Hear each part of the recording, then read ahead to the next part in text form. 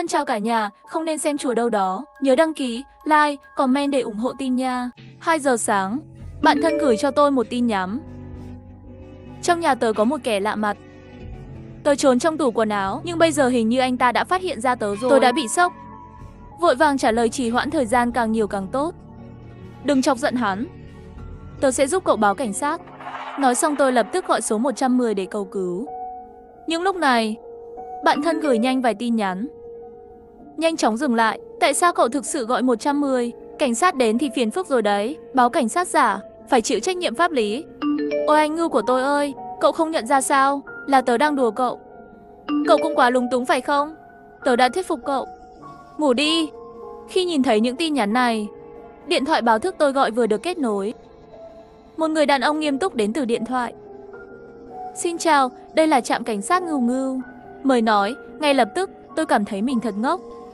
Làm thế nào để tôi nói với anh ấy? Không có cách nào, tôi đành phải kiên quyết giải thích cho anh ấy. Xin lỗi, đồng chí cảnh sát. Tôi vừa nhầm điện thoại rồi.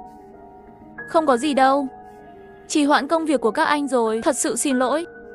May mà vị cảnh sát bên kia đường không trách tôi. Sau khi hiểu xong tình hình thì cúp máy. Sau khi kết thúc cuộc gọi, tôi nhanh chóng gửi tin nhắn cho bạn thân. Nửa đêm cậu nghĩ sao vậy? Có thể nói đùa như vậy. Chỉ là nửa đêm xem phim kinh dị không ngủ được. Tớ chỉ muốn đùa thôi. Cô không vui à? Nhìn thấy cậu ấy cười tề tết. Tôi tức giận hỏi lại, tớ có thể vui không? Tớ điên cùng xin lỗi. May mà cảnh sát không trách tớ. Nhìn thấy tôi thật sự có chút tức giận. Giọng điệu cậu ấy lúc này mới nghiêm túc. Xin lỗi, anh Ngư, tớ chỉ học bài kiểm tra tình bạn trên mạng thôi. Nhìn tớ xem nếu gặp nguy hiểm, cậu sẽ phản ứng thế nào? Tớ không ngờ cậu lại quan tâm đến tớ như vậy. Tớ sai rồi, ngày mai đi làm mời cậu uống trà sữa. Tôi không nhận ra có gì đó không ổn. Chỉ cảm thấy không nói nên lời, nhưng cuối cùng không trách cậu ấy nữa. Chỉ cần trả lời là được thôi. Đi ngủ sớm đi, ngủ ngon. Sau đó tôi thoát hộp thoại. Vừa thoát khỏi cuộc trò chuyện với bạn thân, bạn trai Vương Cường liền gửi tin nhắn cho tôi. Sao không trả lời anh? Ngủ chưa? Nhìn thấy tin tức của bạn trai Vương Cường, lúc này tôi mới nhớ ra, trước khi bạn gái tôi nhờ tôi giúp đỡ, tôi đang nói chuyện với bạn trai Vương Cường, đánh máy trò chuyện. Do sự cố vừa rồi, mấy phút rồi tôi không kịp trả lời Vương Cường. Anh ấy mới hỏi vậy, tôi có chút bất đắc dĩ, nhưng xem xét các hoạt động vô nghĩa, cũng không muốn kể rõ, tôi liền nói.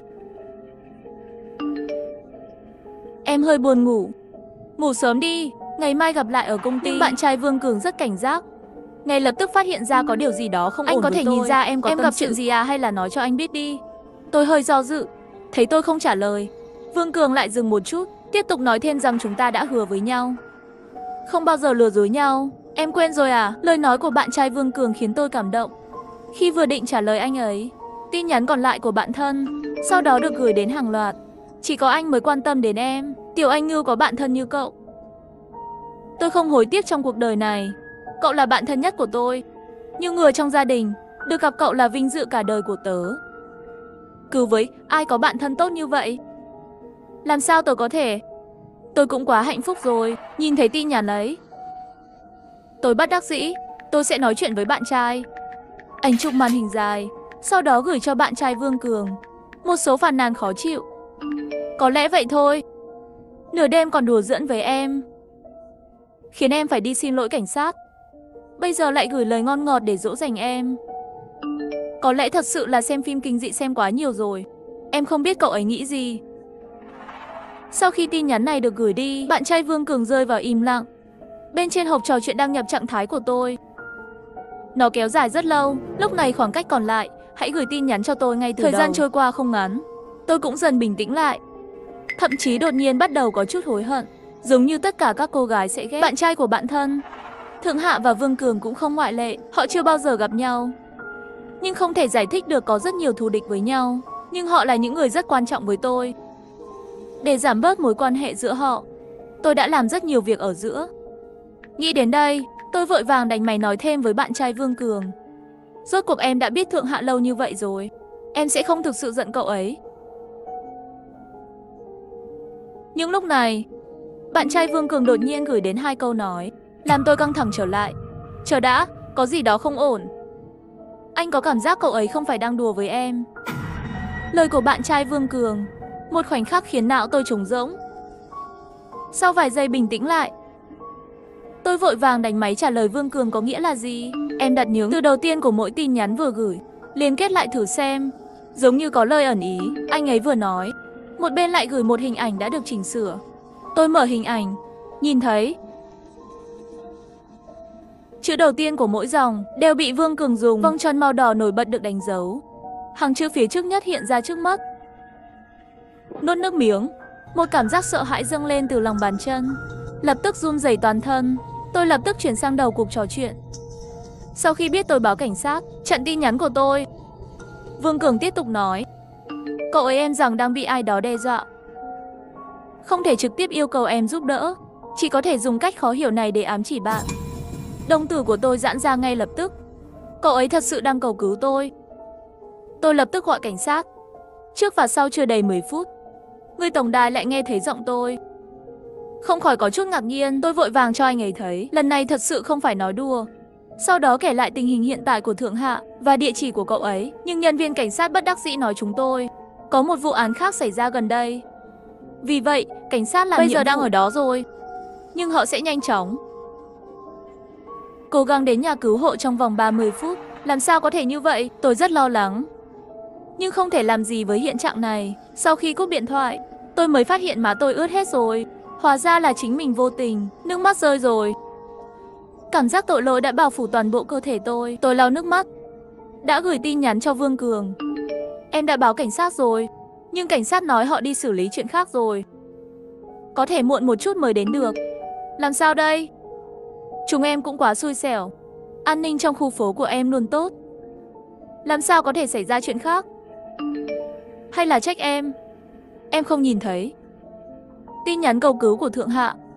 Em không xứng đáng với sự tin tưởng của cậu ấy. Nếu còn lại chuyện gì xảy ra, em sợ em sẽ không bao giờ tha thứ cho chính mình. So với cảm xúc của tôi, bạn trai Vương Cường thì có vẻ tương đối bình tĩnh. Đừng nói lời ngu ngốc. Bất kể làm gì cũng là người làm chuyện xấu, không phải người khác. Và để cứu Thượng Hạ, em cũng phải hành động.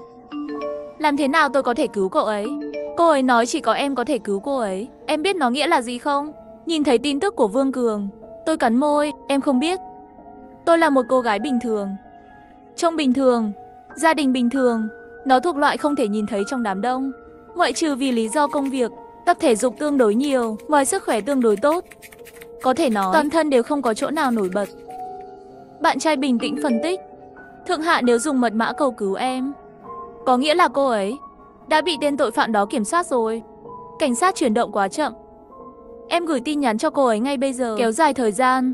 Vì vậy, hy vọng sống sót. Em có thể nói gì đây? Vậy là em đã báo cảnh sát. Trong trường hợp điện thoại của Thượng Hạ đã bị tên sát nhân kia lấy được rồi. Như vậy không phải là chọc giận đối phương sao? Bạn trai Vương Cường nhanh chóng phủ nhận ý kiến của tôi. Không phải trước đây em đã nói với anh sao? Trong nhà Thượng Hạ có rất nhiều đồ trang sức có giá trị. Ngoài ra còn có một két sắt đầy tiền mặt. Bình thường cậu ấy chưa bao giờ cãi nhau với ai cả. Tên tù nhân vào nhà nên không phải vì hắn. Nói cách khác, anh ấy không thể không quan tâm đến tài chính. Trong trường hợp đó, phải mất rất nhiều thời gian để anh ta thu hẹp tài chính. Ví dụ, hỏi phần còn lại của mật khẩu, mở két hay gì đó. Và trước đó, kẻ đó sẽ không giết đâu. Em chỉ cần tận dụng tốt điểm này để ổn định kẻ giết người. Em có thể trì hoãn thời gian còn lại. Bạn trai Vương Cường nói có lý. Sau một thời gian ngắn suy nghĩ, tôi đã gửi tin nhắn cho Thượng Hạ. Cậu đã ngủ chưa? Không đợi bên kia trả lời, tôi liền gửi một loạt tin nhắn cho cậu ấy. Cậu nhớ tháng trước tớ đã xoay chuyển công việc kinh doanh, mượn cậu 50 vạn không? Cậu vừa nhắc nhở tớ, vốn dĩ muốn chuyển trực tiếp cho cậu, hóa ra thể bị hạn chế. Hôm nay tớ ra ngoài làm việc, lấy rất nhiều tiền mặt cho ông chủ. Kết quả vừa lấy xong, ông chủ chết tiệt đó nói lại không cần nữa, để tớ gửi lại. Tớ nghĩ, nếu không tớ sẽ trả lại tiền cho cậu trước. Nếu không cũng không biết khi nào thẻ sẽ được mở khóa. Gần đây không phải cậu cũng cần tiền sao?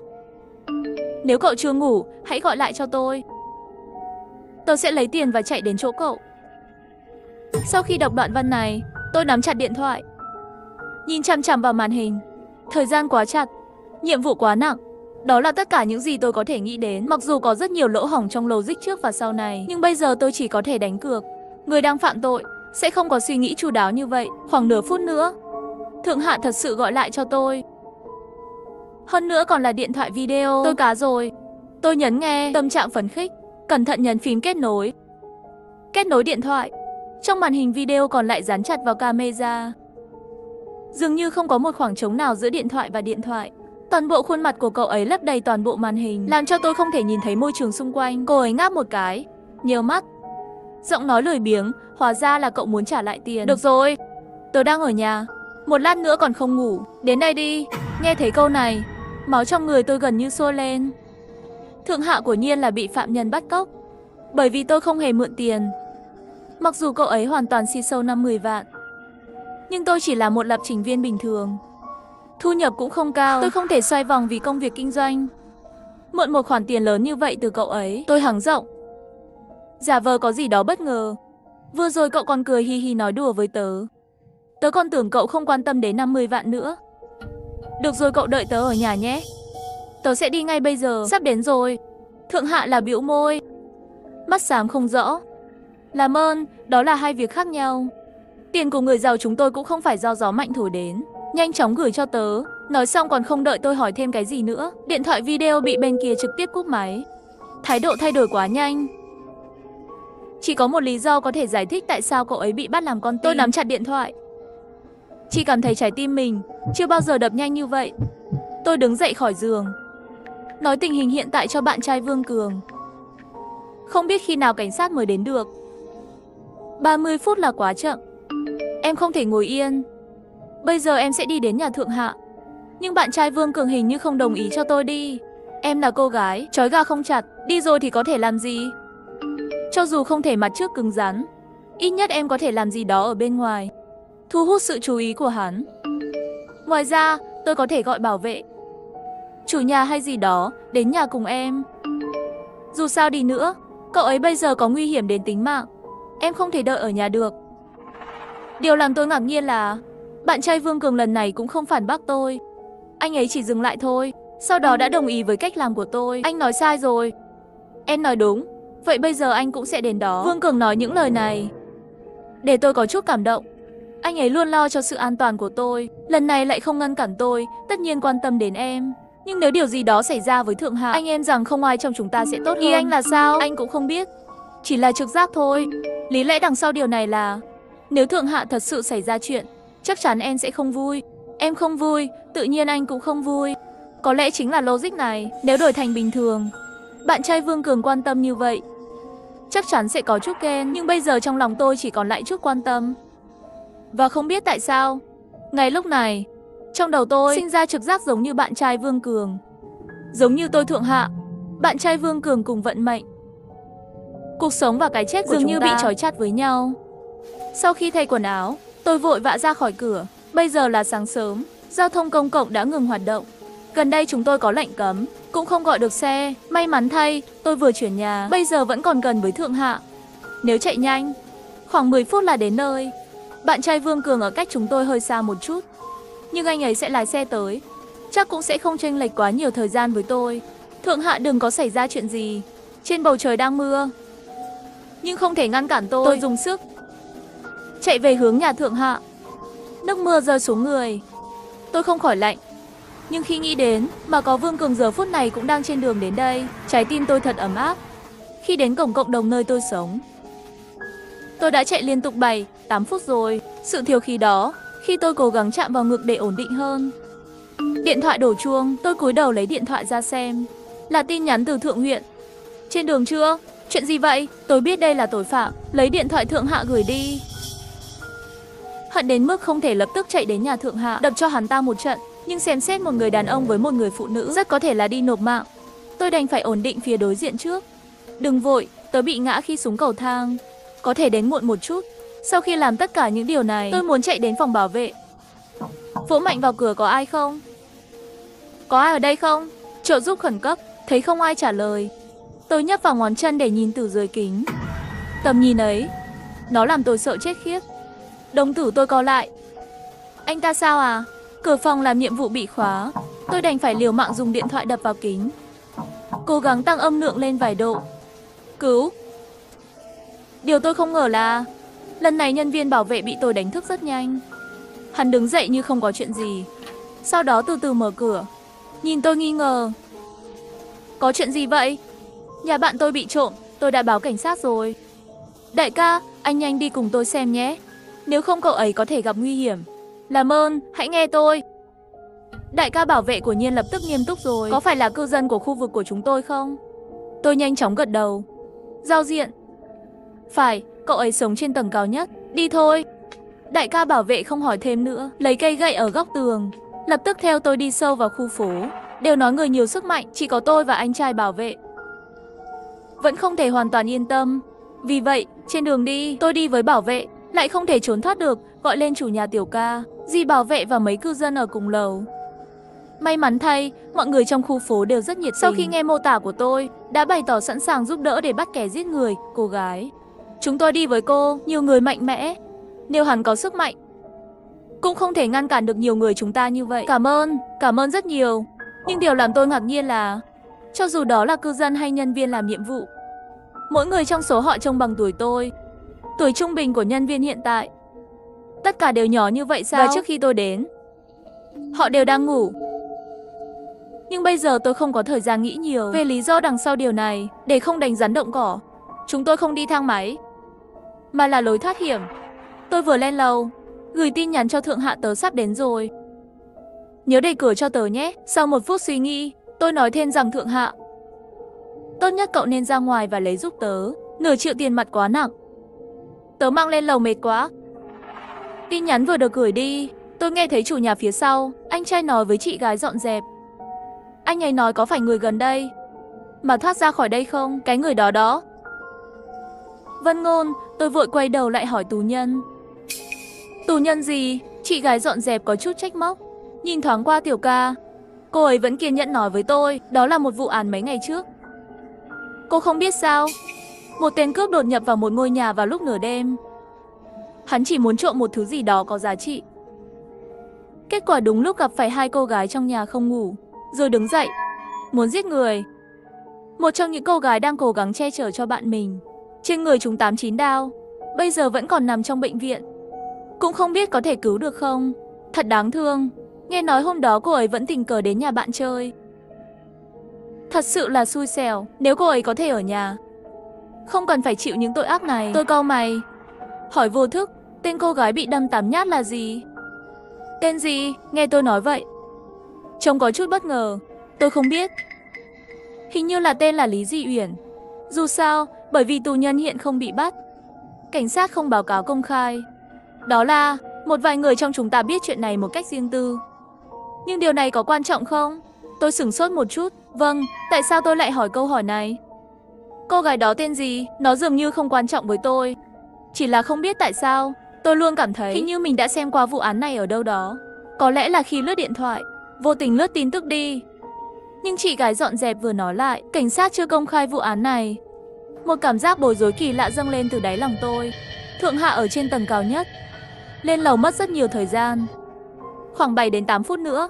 Cuối cùng chúng tôi cũng đến được cửa nhà 2907. Tôi hít một hơi thật sâu. Anh ra hiệu với anh trai bảo vệ bên cạnh. Anh ấy cho tôi một cái nhìn yên tâm, trốn bên cửa. Tay giơ cao cây gậy. Tôi nhẹ nhàng gõ cửa. Trong đêm khuya yên tĩnh, tiếng gõ cửa nhẹ nhàng này đặc biệt rõ ràng.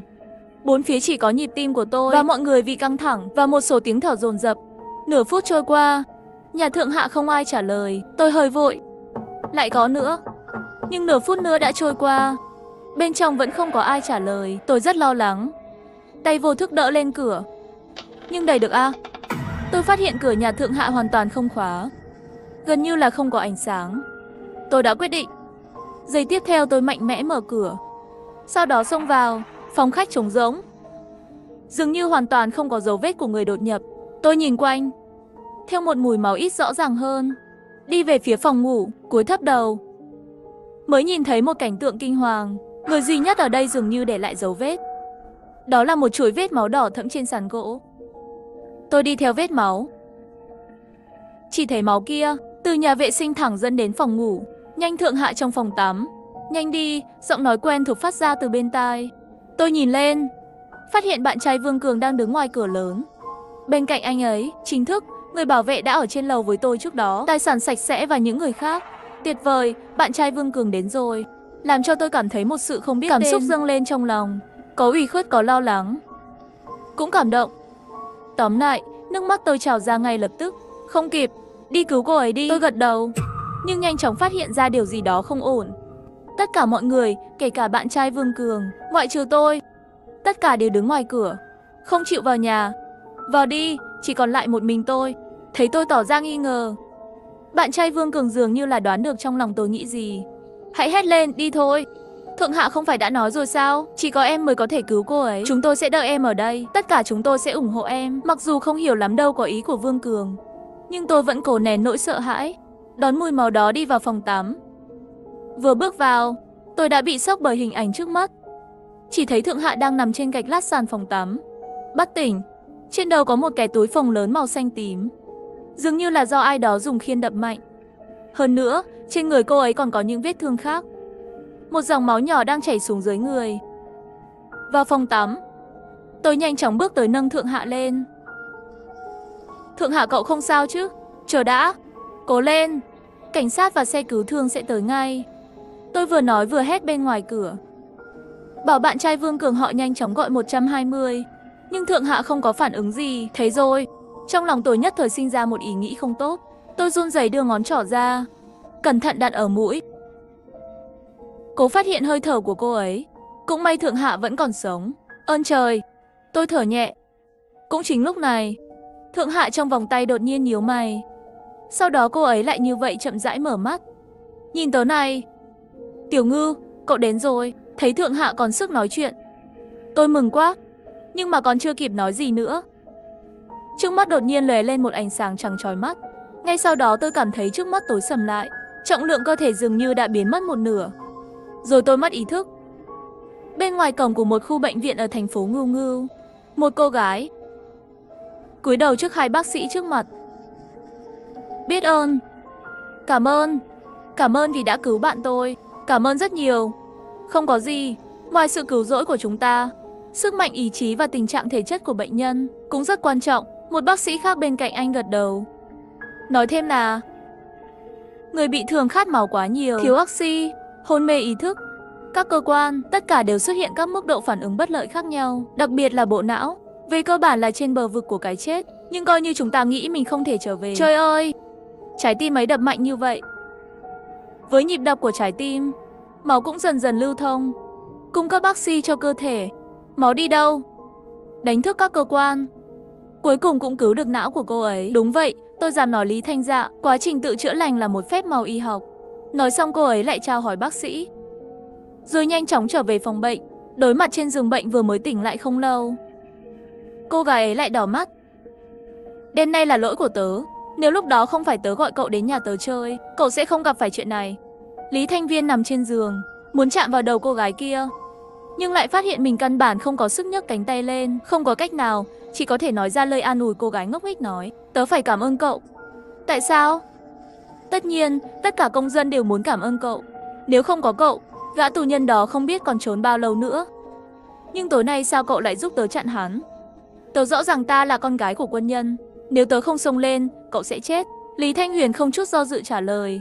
Nhìn cô gái khóc không thành tiếng trước mặt, Lý Thanh Huyền bất đắc dĩ đến đừng khóc nữa. Cậu đã khóc rất lâu trước giường tớ. Tôi tưởng trời mưa. Cô gái kia sửng sốt một chút. Khi anh hôn mê, cơ thể anh có cảm giác không? Lý Thanh Huyền suy nghĩ một lát, gật đầu. Có thể cậu không tin, tớ đã có một giấc mơ kỳ lạ. Trong mơ, tất cả các cơ quan trong cơ thể tớ đều không muốn như vậy. Cố gắng sống sót.